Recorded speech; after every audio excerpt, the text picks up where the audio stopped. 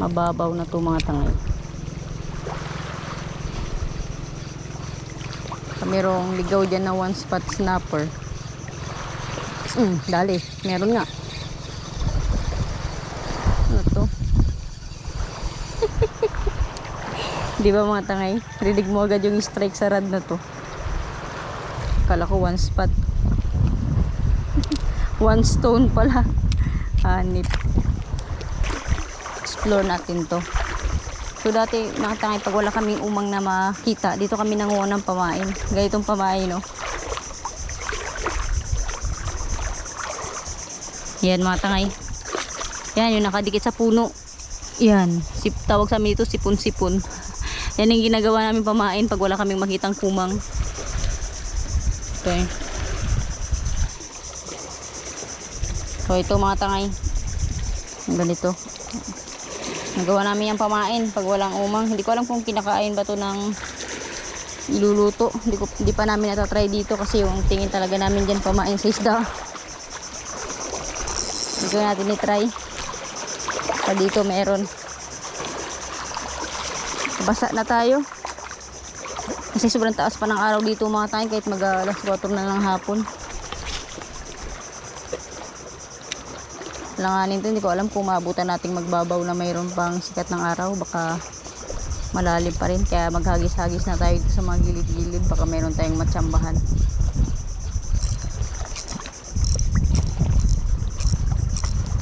Sabit mga tangay.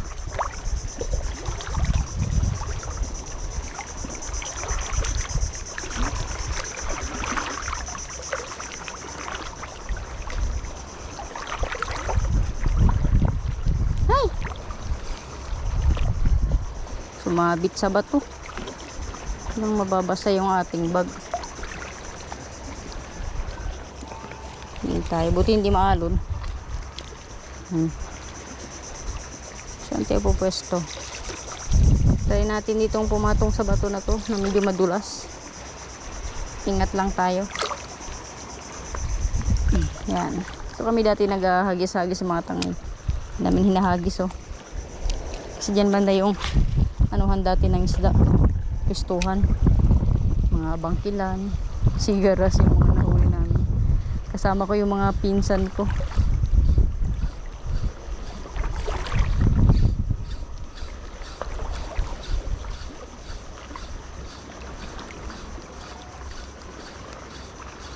Sana may mapakagat tayo dito. Bilis sumabit ng pain, eh.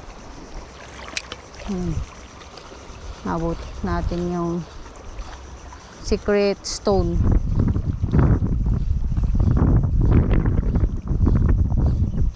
Grabe yung pawikan, o kaya na pagala-gala mga katangay.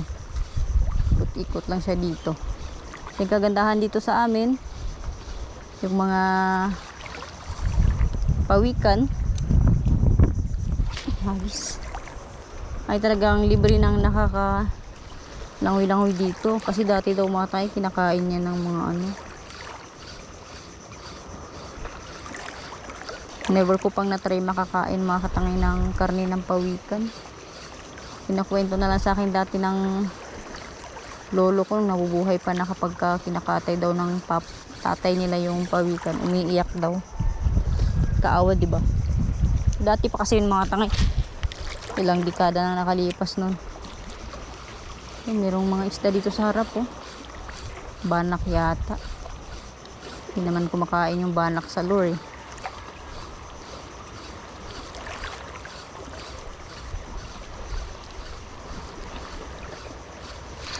Dali.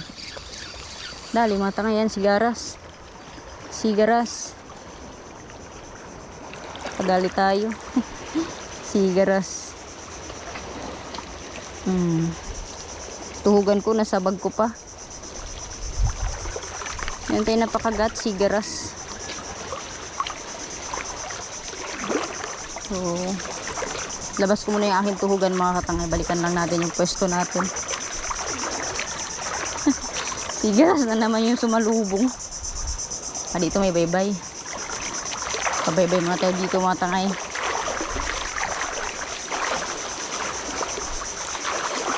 Sana may makakasama siya.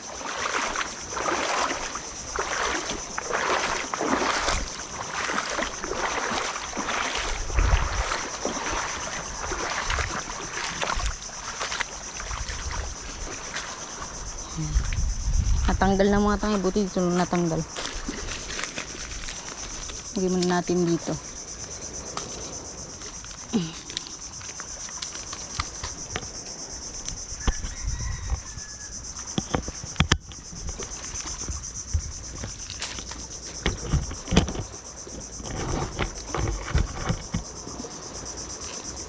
Kunin muna natin mga tayong tuhugan ko. Ito pa sa bag eh. Ating mahiwagang bag na lagayan ng ating mga extra lure. Mga gusto pala magpa-field test mga katangay. Tuhugan ko. Sa mga gusto pala mga katangay magpa-field test ng mga lure nyo, line, rod, reel. Ayan. Field test lang kayo mga katangay sa akin. Contact nyo lang ako sa email ko para kung paano nyo mapapadala yung yung mga ipapapel test nyo.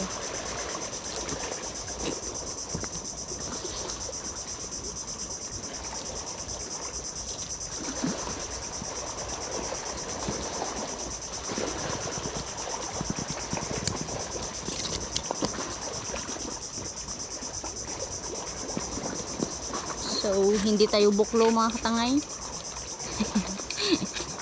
Bakit pa hindi naman tayo nagsisimula maghagis-hagis. Ang isda natin. Good size na to. Sigaras. Yeah. Ayos.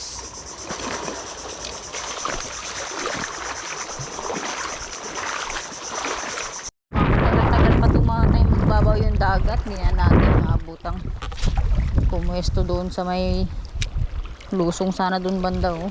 Grabing lalim pa rin ang dagat, hindi nagbabago, tapos medyo mahangin-hangin na.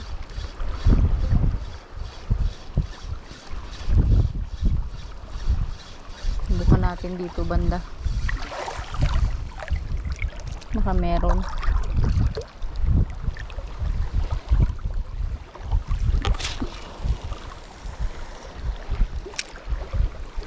So, madagdagan natin to yung ating sigaras.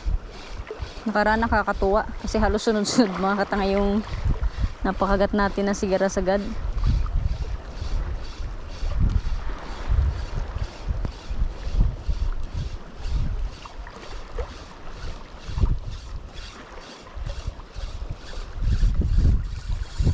Ito na lang tayo maghagis-hagis sa mga gilid-gilid. Malalim pa rin mga tayo dito. Kahit sa gilid na nga tayo ng mga batuhan, malalim.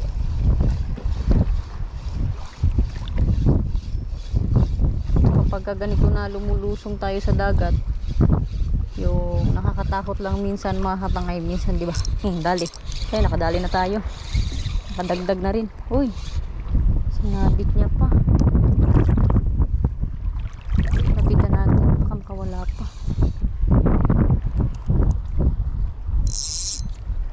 Ano to? Lapu-lapu?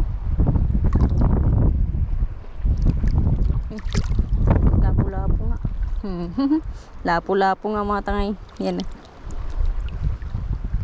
Honeycomb grouper. Kadagdag na rin tayo. Tignan natin to.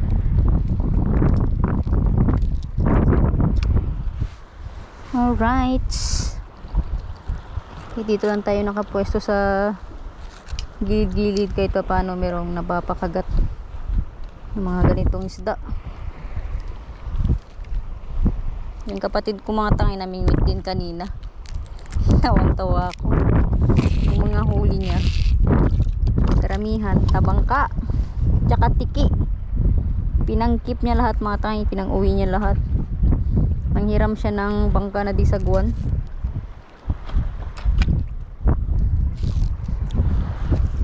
Pag-uwi niya yun yung daladala niya. Mga ano eh, mga butiki tsaka tabangka. Hagis.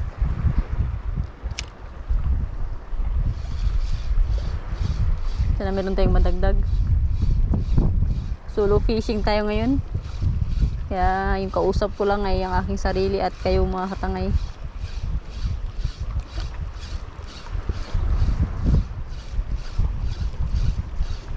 Kala ko sigaras na naman yung nahuli ko eh. Lapo-lapo pa rin.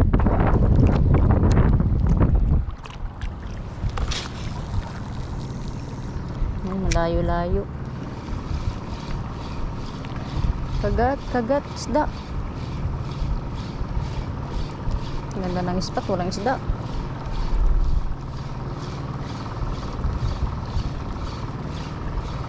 Dali.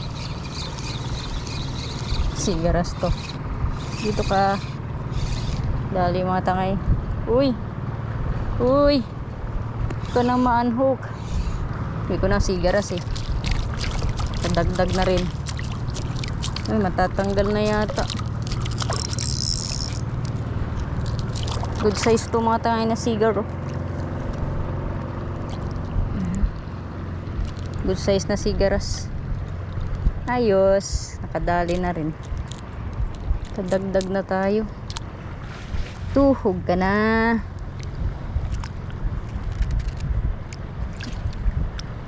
Tuhog ka na boy. Good size din yung sigaras na to.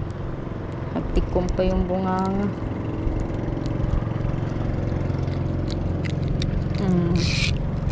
Dali. Ayos. Kailangan lang talaga matangay ng tiyaga sa spot na to pag ganitong malalim na hindi ka makakapwesto sa may gitna banda. Kasi minsan lang may tsambahan natin na magpagilid-gilid dito ng mga isda. Mga katangay, so nandito na tayo sa may batuhan mga katangay kung saan ako nagta-traditional fishing. So maganda sana mag-traditional fishing dito ngayon mga katangay. Ito pala yung nahuli ko. 3 piraso pero idadaan ko yan mga katangay kay Lola para may pangulam si Lola. Mamaya mga katangay dadaan ko yan kay Lola. Sana madagdagan natin para para sobra-sobra yung kanyang pangulam, pero dalawa lang naman sila doon mga katangay, yung pinsan ko lang tsaka si Lola, kaya kasya na yan sa kanila. Sasabaw-sabawan niya yung Lola yan at saka lalagyan niya ng malunggay. So ito yung spot natin mga katangay. Yan. Kaya nagabang-abang sana ko ito ng kawan, kaso nga lang walang kumakawan. So hindi rin kasi ito mga katangay talagang spot ng kawan. Tinatry lang natin. Susubukan ko dito maghagis-hagis mga katangay, tsaka laglag ng soap bait kung meron pa tayong madadagdag. So try lang natin, baka meron pa. So ayan mga katangay, gusto ko nga palang pasalamatan si Sir Jonathan from USA. Ayan, nagbigay siya mga katangay ng dagdag tulong doon sa pinapagawa nating bangka. So wala pa rin po tayong update. Ayan, maraming salamat kay Sir Jonathan. God bless you sir. So ayun mga katangay, hindi lang yan mga katangay yung unang beses na tumulong sa akin mga katangay si Sir Jonathan. So nung bagyong Tino mga katangay, tumulong din siya sa amin mga katangay para mapaayos yung bubong ng bahay namin. Nagtanong siya kung meron daw mga nadali sa aming tirahan. So yun, nagbigay din siya ng tulong. Tapos nagbigay din siya dati mga katangay ng tulong kay Lola ko, kasi napapanood niya yung Lola ko dito sa vlog ko dati. Tapos kay Nining mga katangay, nagbigay din siya ng tulong. So marami mga katangay, marami ang naitulong sa akin si Sir Jonathan. So taga USA siya mga katangay. Maraming salamat sir sa kabutihan po ng inyong kalooban, at God bless you always at saka sa family nyo po, at more blessings to come po sa inyo more blessings to come po sa inyo sir, at pagpalain nawa at ingatan kayo ng buong may kapal. So yan mga katangay, try pa natin ulit mag hagis dito, ito subbit kung meron tayong madadagdag.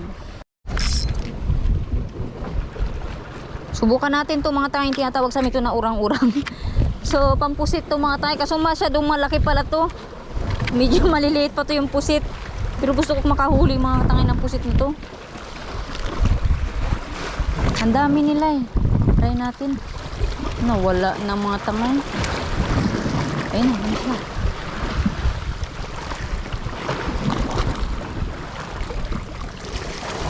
Ayan, sinusundan nila oh.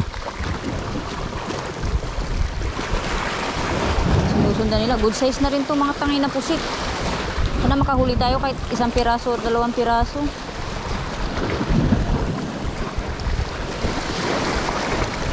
Masyadong malaki, ayaw nila.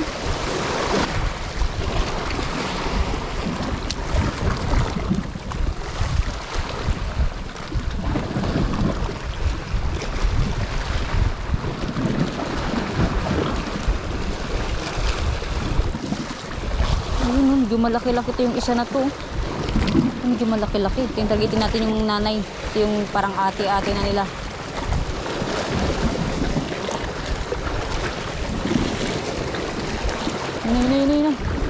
Yun na, good size na po ito. Dalawa.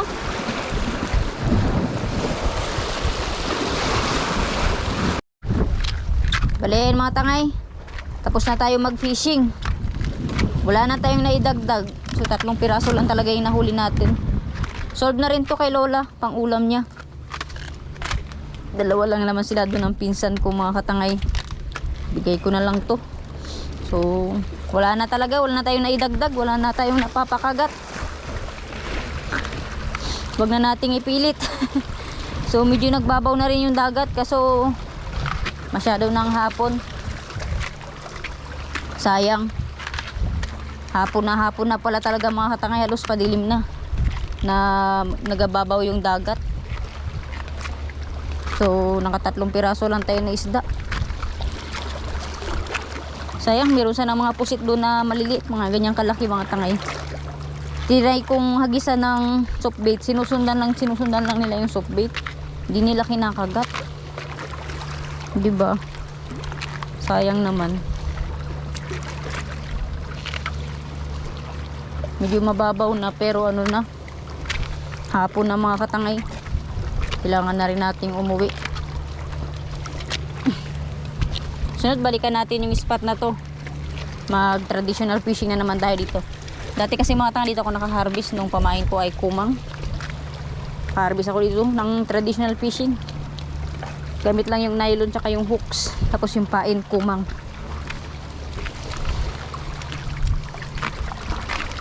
Wala na tayo na idagdag. Kaya uwi na tayo. Huwag na nating pilitin. Mga tangay, papunta na ako sa bahay nila Lola. Hatid natin to yung 3 pirasong isda. So panigurado sa sabawan to mga tangay ni Lola. Kahit pa paano meron siyang mahigop-higop na sabaw. Bayan natin sa kanila yung isdang nahuli ko. Nandito na tayo mga katangay sa bahay ni Lola. Lagi, sabawan mo lang. Kahit wala ka na ba, ang dalawang dagat. Kami may dyan dito. May sira. Kaya sala kayo namin sa uyan. Santi ay may galig pang awil da. Ayos ah. Kuha na mo lang ya, sinan. Kasi kasya para dahin ng sira. 3 kabilog. Ang dalawang dagat. Hindi ako kapisto ya sa kuwan lang. Gilid-gilid lang ang kabatuan.